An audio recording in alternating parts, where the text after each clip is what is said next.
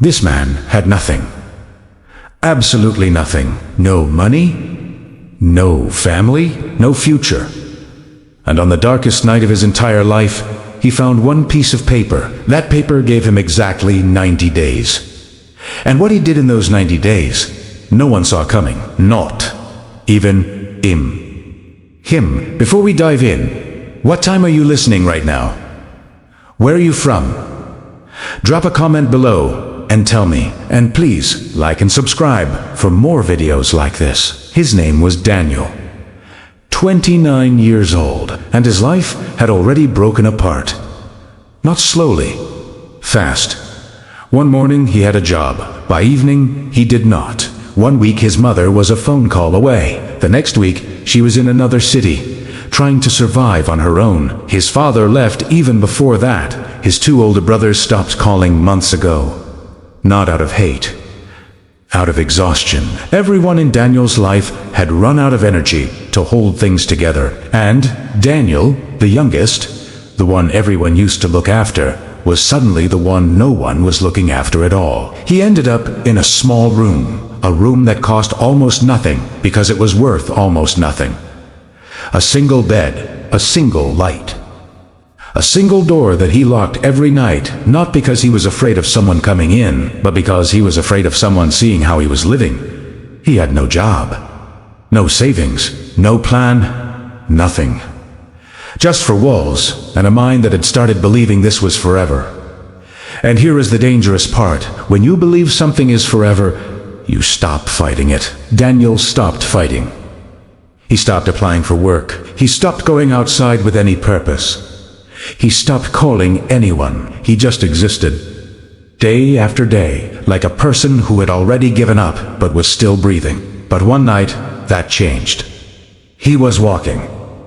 No reason, no destination, just walking because the room felt like a cage and he needed air.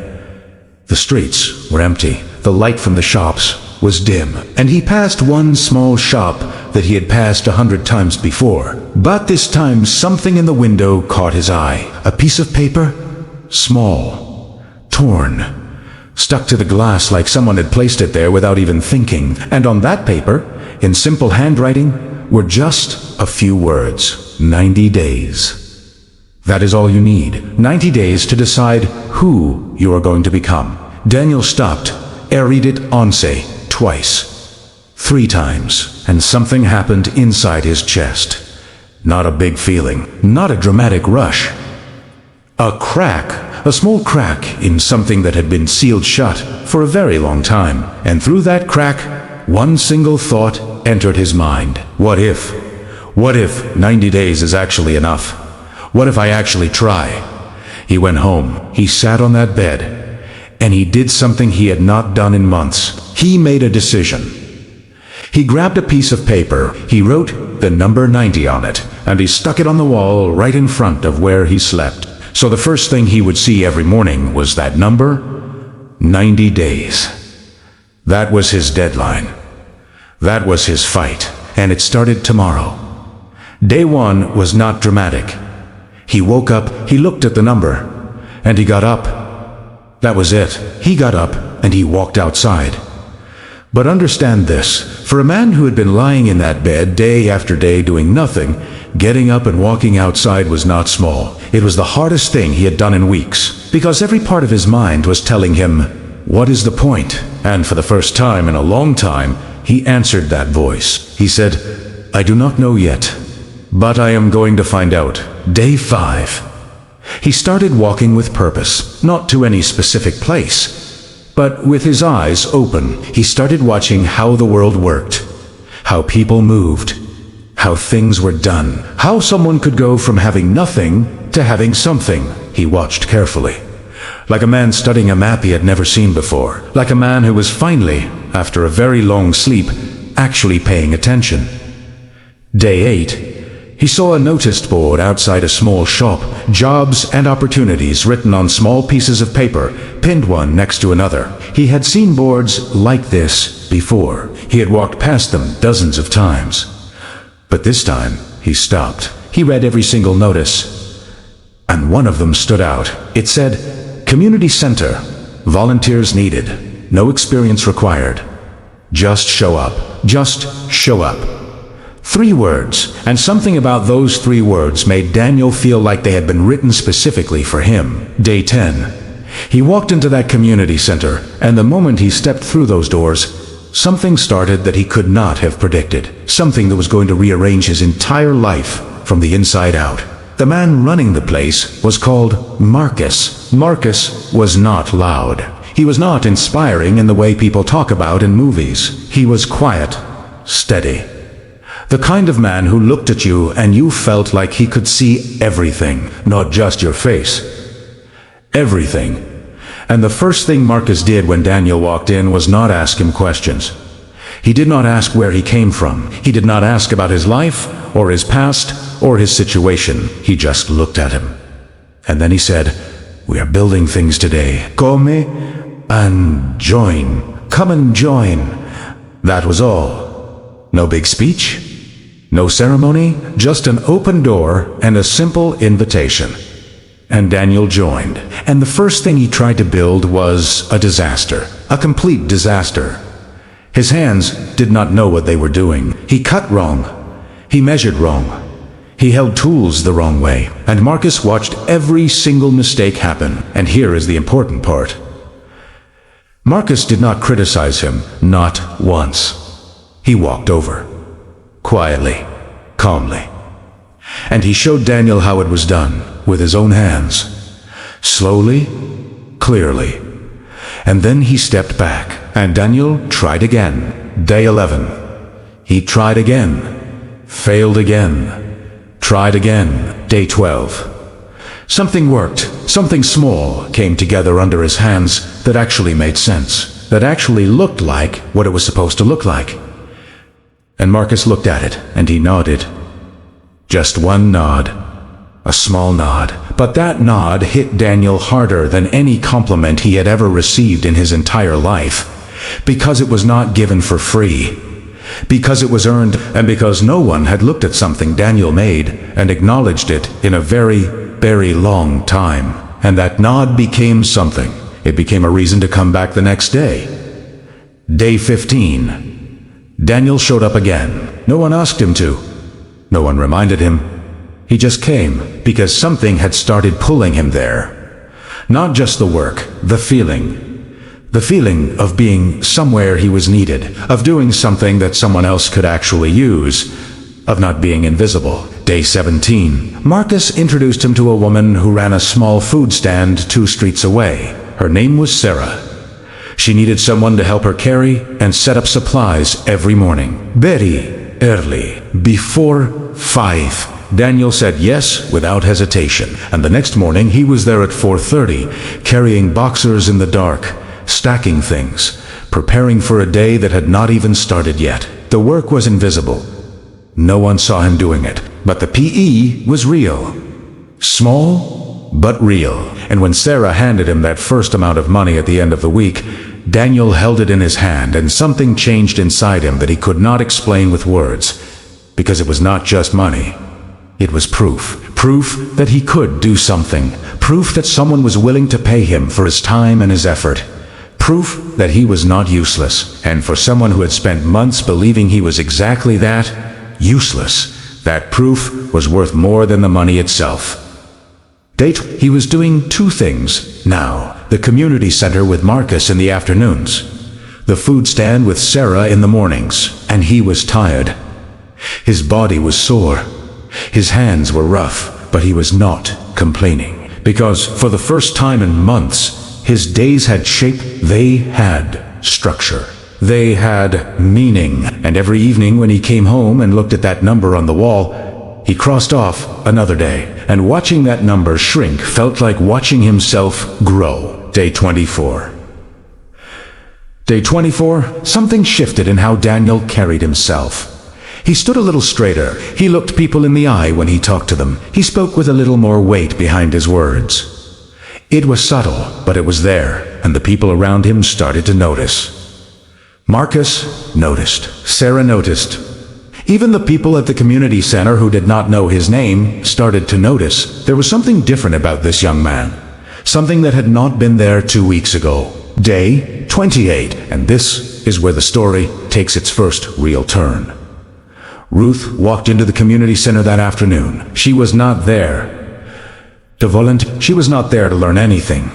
She was there because she needed help, real help. She ran a small business, handmade household items, good quality, but she was one person doing everything alone, and she was drowning, quietly, slowly, but drowning. And Marcus, without Daniel knowing, had told her about him. Marcus had told Ruth exactly what he had seen in Daniel over the past 18 days. A man who showed up, a man who did not complain, a man who was getting better every single day. Ruth walked in, and she watched Daniel work for about 15 minutes. She did not interrupt. She did not say anything. She just watched. And then she walked up to him, and she said, "I need someone exactly like you. Not next week, today."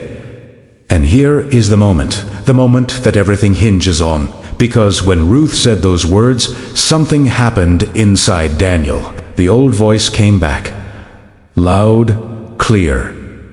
It said, "You are not ready. You will fail. You always fail." And for 1 second, Daniel almost listened to it. Almost said no. Almost walked away the way he had walked away from everything else before. But he did not. He looked at Ruth, and he said, yes. One word, yes. And that one word became the door through which his entire life walked into a new direction. The work with Ruth was nothing like working with Marcus. Marcus was patient, Ruth was not. Ruth was sharp. She expected things done right. She expected them done fast, and she expected them done without excuses. And in the first few days, Daniel struggled. The pressure was real. The standards were high, and there were moments, several of them, when he wanted to quit. When the weight of it felt too much. When that old familiar feeling of not being good enough crept back in and whispered, "This is too hard. You are not built for this." But Ruth had seen something in Daniel that Daniel had not yet seen in himself, and she refused to let him disappear back into that old version of himself. One evening, after a particularly bad day, after Daniel had made a mistake that cost them hours of work and he was sitting there staring at the ground ready to give up, Ruth sat down next to him, and she did not comfort him. She did not say it is okay. She looked at him straight, and she said this. She said, "The people who fail in life are not the ones who lack talent. They are the ones who stopped before anyone could show them what they were actually capable of. You have not stopped, so do not stop now. Keep going." And Daniel kept going. He was faster now, sharper. He was learning the business from the inside, not just how to make things, how to think about things, how things connected, how one small decision in the morning could change everything by the end of the day. And Ruth started trusting him with more, not just tasks, decisions. She started asking him what he thought, and Daniel gave answers. Real answers, thoughtful answers. Thoughtful answers, answers that surprised even Ruth. And that surprised Daniel too, because he did not know he had those answers inside him. He did not know he had been absorbing that much until he opened his mouth, and it came out. But it was not all smooth. There were days when things went wrong. Days when a batch of products came out wrong and had to be thrown away. Days when a supplier did not deliver, and everything shifted. Days when Ruth and Daniel disagreed about something, and the tension between them was thick enough to feel. And on those days, Daniel learned something important, something that no book could ever teach him. He learned that building something real is not just about the good days. It is about what you do on the bad ones. It is about showing up when showing up feels pointless. And it is about not running when things get hard. Because things always get hard. That is not a sign that something is wrong. That is a sign that something is real. Day 40. The money was growing. Slowly, but growing. Enough to cover his room. Enough to eat properly for the first time in months. Enough to buy things he needed without calculating whether he could afford them. And Daniel started to feel something that he had almost forgotten existed. Stability. The quiet feeling of knowing that tomorrow was going to be okay. that he was not going to wake up with nothing, that the ground beneath him was finally, after all, this time, solid. And that feeling of solid ground was addictive in the best way. Because once you feel it, once you know what it is like to stand on something firm after standing on nothing for so long, you never want to go back. Ever. He started noticing something in the people around him. The way they looked at him had changed. Not just Marcus and Ruth. Everyone. The neighbors, the shopkeepers, the people at the community center, they looked at him like he was someone. Not just a body taking up space, someone who mattered, someone who was becoming something real. And that look, that shift in the way other people saw him, was like fuel poured onto a fire that was already burning inside him. Day 50. Ruth told him something that evening that stopped him in his tracks. She told him the business numbers were up, not a little, noticeably. And she told him it was because of him, because of the quality he was bringing, because of the way he was showing up every single day without fail. And she looked at him and she said, "You are not just working for me anymore, Daniel. You are building this with me." And those words, "building this with me," landed inside Daniel like an anchor dropping into deep water. Because no one had ever said anything like that to him. No one had ever included him in something like that. And it changed something. It changed the way Daniel saw himself. Not as someone who was being helped, as someone who was helping, as someone who was necessary. Day 58. Daniel had saved enough to move. Not to somewhere big. Not somewhere impressive, but somewhere better. A place with a real window. A window that looked out onto a street where people walked and life moved. And on the first morning, he woke up in that place and looked out through that window. He stood there for a long time, because that view, that simple, ordinary view of a street with people on it, was the most beautiful thing he had seen in years. Not because it was beautiful, but because he had earned it. Every single part of that view was the result of 58 days of showing up, of trying, of not giving up. And he knew that. He felt that in his bones. And then day 60 had happened, and everything almost came crashing down. Ruth called him that night. Her voice was different, tight, controlled. The kind of voice people use when they are trying very hard not to sound scared. She told him to come to the shop. Now, not tomorrow, now. And something in the way she said, it made Daniel's stomach drop before he even knew what was wrong. When he arrived, Ruth was sitting at the table. The lights were low. Papers were spread out in front of her.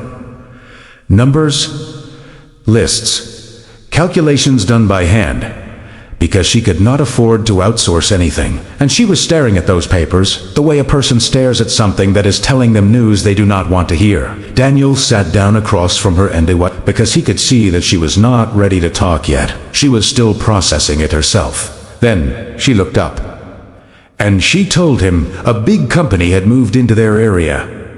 Not a small company, not a local one, a company with resources that Ruth could not even begin to imagine. A company that had warehouses and delivery systems and advertising budgets that were bigger than Ruth's entire yearly earnings. They sold the same kind of products that Ruth sold, but their prices were lower.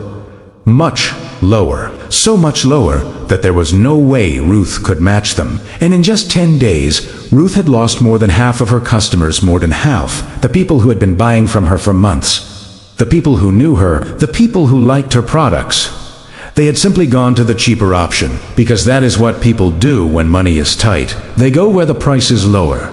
It is not a choice made out of cruelty. It is a choice made out of survival. And the numbers on the table in front of Ruth told one very clear story. If this continued, if even one more week passed like this, the business would not survive the month. It would close. Everything Ruth had built over the past years, everything she had poured her life into, would disappear. And not just her income.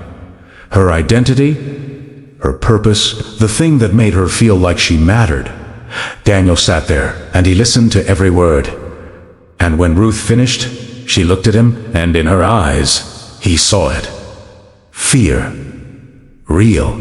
genuine fear, the kind that comes from watching something you built with your own hands start to fall apart in front of you and not knowing how to stop it. The kind of fear that does not make noise, the kind that sits quietly inside your chest and squeezes. And Daniel looked at those papers, and he looked at Ruth, and something inside him ignited. Not fear, not panic, not the old hopeless feeling of giving up. Something else entirely. Something sharp. Something focused, something that felt like every single day of the last 68 days being compressed into one single moment of absolute clarity. He knew exactly what had to be done. He stood up, and he said, "The big company can beat us on price. They can beat us on speed, but they cannot beat us on one thing, and that one thing is the truth. The real story behind this business. Who built it? Why it matters? And who in this neighborhood has the power to keep it alive?" Ruth looked at him, and for the first time in a very long time, something shifted in her expression. It was not fear anymore. It was something else. It was the look of someone who had just realized that the person sitting across from them was no longer the same person who had walked in 60 days ago. The next morning, Daniel went to see Marcus.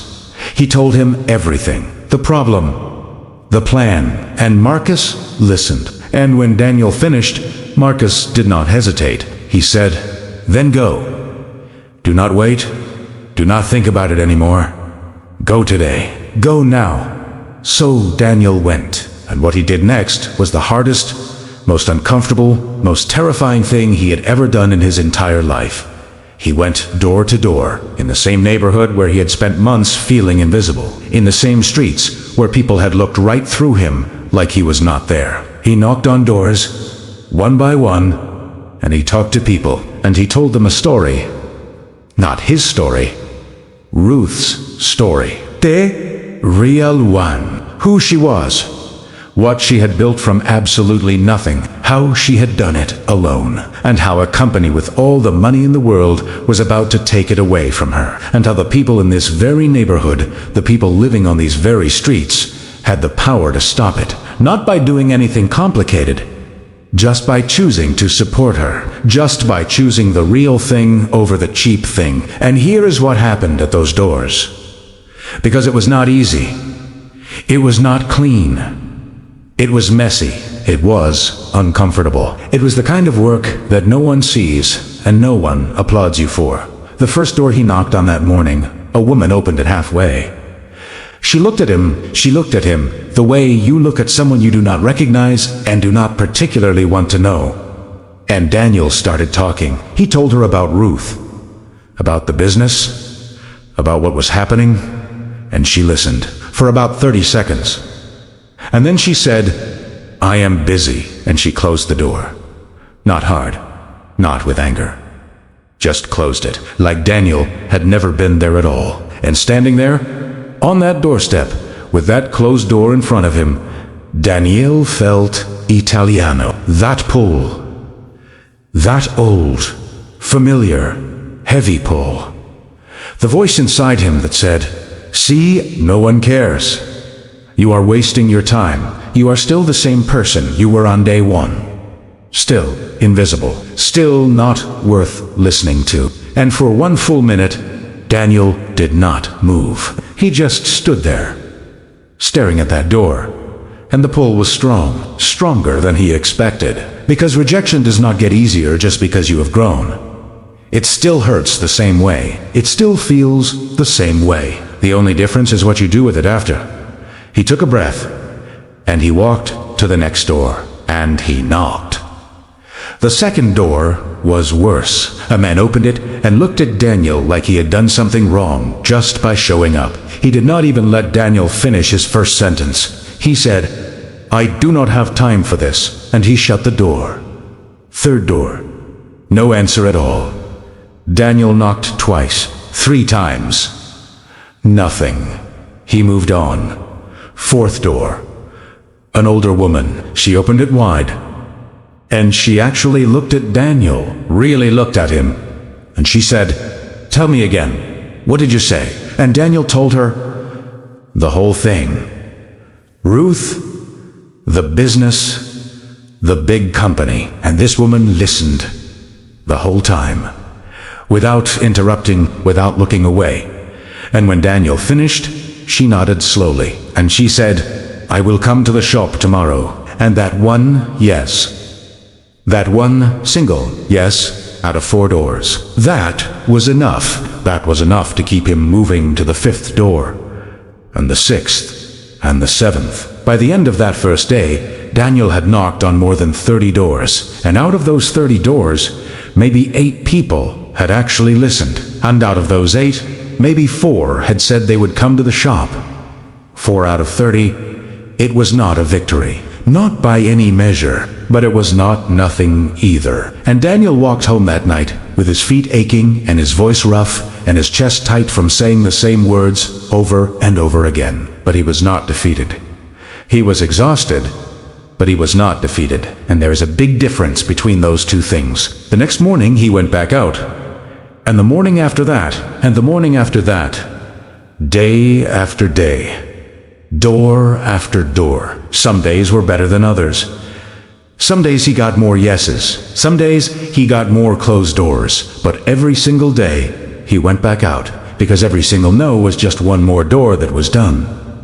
One more door that could not stop him anymore. And eventually, the yeses started to outnumber the nos. And here is something that happened around day 70 that Daniel did not expect. He started getting recognized. People who he had talked to earlier started opening their doors before he even knocked. They had seen him coming down the street, and some of them were already outside, already waiting, already wanting to talk. And some of them said things that hit Daniel in places he did not know could still be hit. One man sighed, "I watched you come down this street last week, and I thought, that young man is doing something real. I want to be a part of it." And Daniel stood there, and he did not know what to say, because no one had ever said something like that about him before.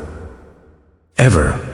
But every single time that pull came, Daniel did something different than what he had done his entire life before this. He did not let it win. He took a breath, he walked to the next door, and he knocked again, because this was not about him. This was about Ruth, about Marcus, about the community center, about every single person who had believed in him when he had given them absolutely no reason to. And that reason bigger than himself, was stronger than every closed door. Day 72. The first signs started appearing. Small ones. A few customers came back to Ruth's shop. Not many at first, but some. And they did not just buy something and leave the way they used to. They stayed, they talked, they told Ruth they had heard about what was happening. They told her they had heard about Daniel, about the doors he had knocked on, about the story he had been telling. They told her they wanted to support her, not just because the products were good, but because the story behind those products was real, and because choosing her felt like choosing something that actually mattered in a world where most things did not. And Ruth looked at Daniel that evening with an expression he had never seen on her face before. Gratitude.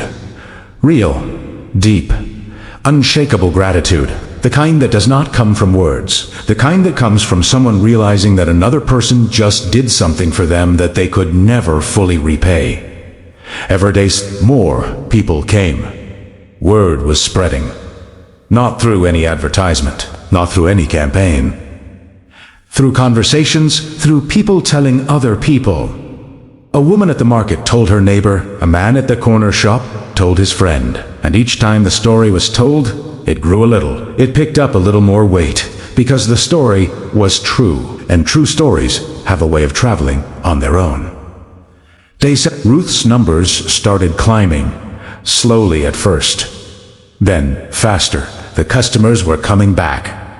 And new customers were coming too, people who had never heard of her business before. People who came specifically because they had heard what had happened, because they wanted to be on the side of something real. And Ruth looked at the numbers, and she looked at Daniel, and she did not say anything. She did not have to. The numbers said everything.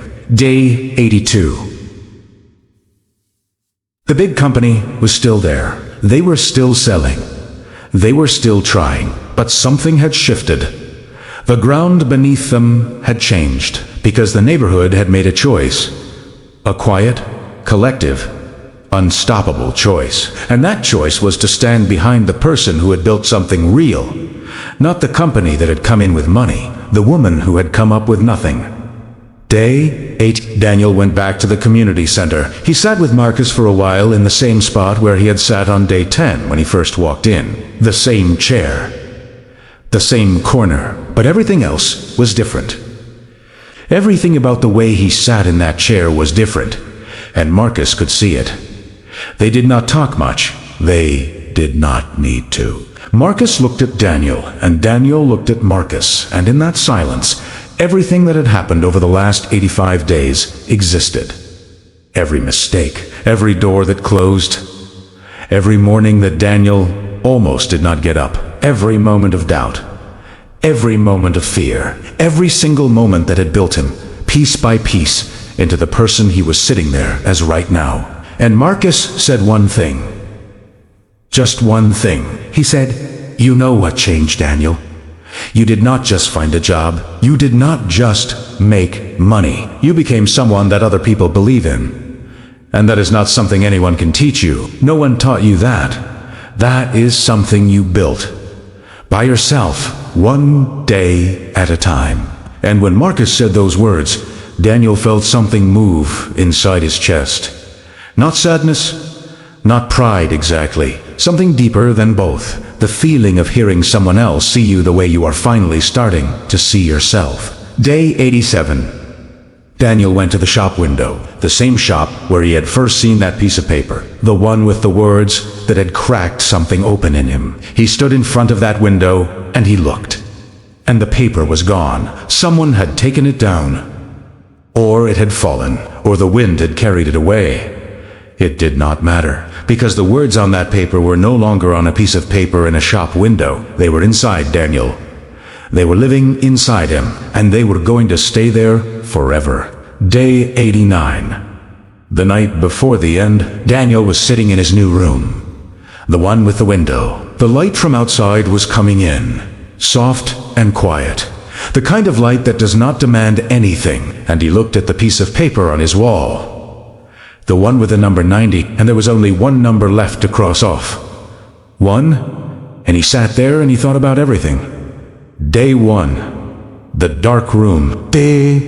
Silence. The voice that said, "You are nothing." And then day 89. His room, this window, this life that looked nothing like the one he had started with. And the distance between those 2 points was not luck. It was not a gift. It was not handed to him by anyone. It was not given. It was built. Day by day, decision by decision. Door by door. One knock after another. One yes after another. No. One morning after another morning. 90 of them, and every single one of them mattered. Day 90. The last day. And Daniel did not celebrate. He did not stop or went to work. He showed up at the community center. He visited Marcus. He spent time with the people who had become his people. And at the end of that day, Ruth sat him down. And she told him something that Daniel will never forget for the rest of his life. She said, "When you first walked into my life, you were someone looking for a chance. Now you are someone that other people come to for a chance. That is not something that happens to everyone. That is something that only happens to people who refuse to stop." And then Ruth told him something else, something practical, something that changed the direction of his future completely. She told him that she wanted him to be her partner, not just a worker, not just someone who showed up every day, a real partner. In the business, equal, together. And Daniel looked at her, and he did not hesitate. He said yes, the same way he had said yes on date 1 word. Yes. But this time, that yes was not a blind step into the unknown. This time, that yes was the result of 90 days of proving that he was exactly the right person to say it. Today, Daniel still wakes up every morning and faces the same world. Tismicity, the same streets, the same sky above him. Nothing about the outside world has changed, but the way he faces it is completely different. He faces it as someone who knows what it feels like to have nothing, who knows what it feels like to believe you are nothing, and who knows, more than anything, that both of those things were lies. Lies that the world told him. Lies that he told himself. Lies that he almost believed forever. But 90 days proved them wrong. Not in a dramatic way. Not in a way that anyone outside of his small circle would ever notice. In the quietest, most powerful way possible. One day at a time. And here is what Daniel does now that he never did before. When he sees someone on the street who looks the way he used to look, someone who is staring at the ground, someone who is moving through the world like they have already accepted that they do not matter, Daniel does not look away. He does not pretend he does not see them. He stops and he looks at them. And sometimes he says something. Not a big speech, not advice, just a word. Or a nod, or a look that says, I see you, you are here, and that matters, because Daniel knows what it is like to be invisible, and he knows that the smallest thing, the tiniest crack in the wall, can be the thing that changes everything.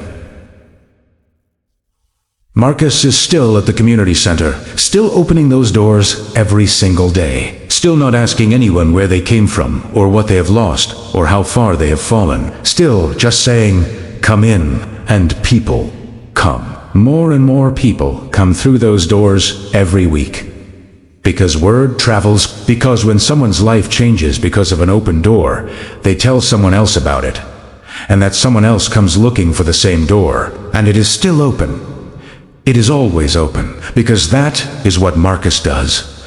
That is what he has always done. And Daniel is proof of what happens when someone walks through. Ruth's business is stronger now than it has ever been. The big company is still around.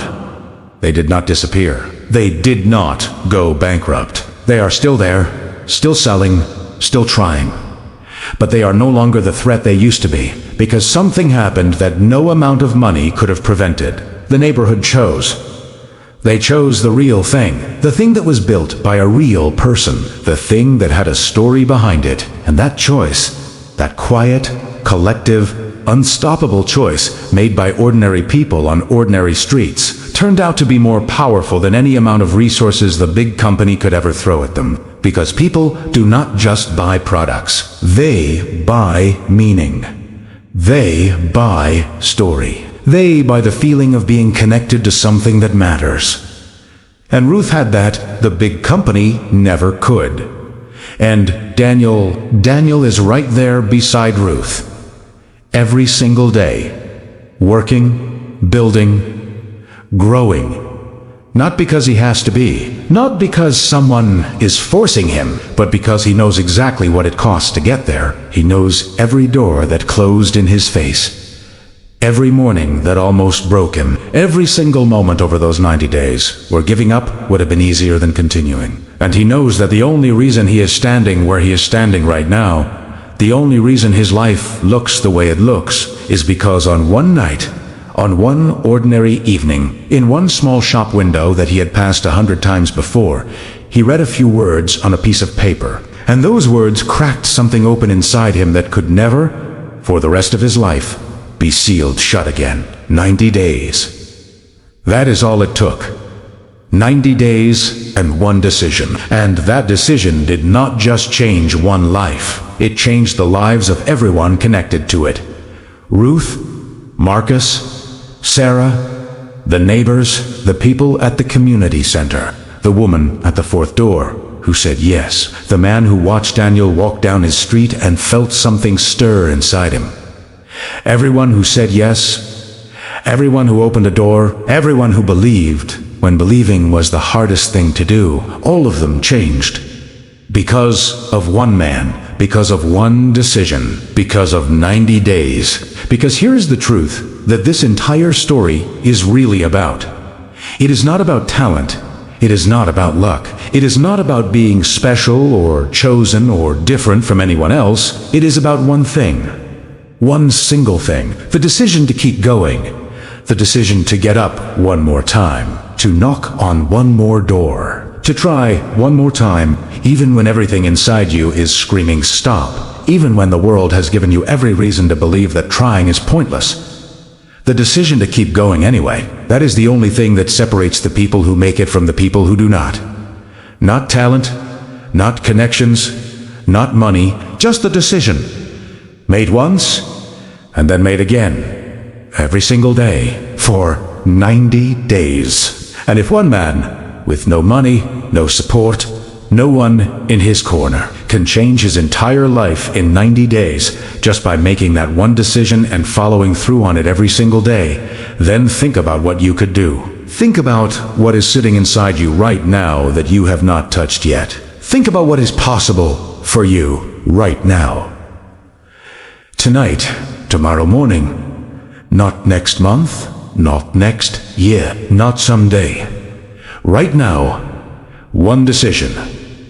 90 days. That is all it takes. You do not need to be ready. You do not need to have it all figured out. You just need to start, and then you need to keep starting. Every single day. Until the 90 days are done, and by then, you will not be the same person who began. Daniel was not special. He was not talented in any extraordinary way. He did not have connections or luck or a head start. He had nothing. And he turned nothing into everything. Not because the world gave him a chance, but because he decided to take one. And that is available to you right now, today, the same way it was available to him. So if you like this video, please like and subscribe for more videos like this. And also, please do share this story with someone who needs to hear it today. Someone who needs this right now.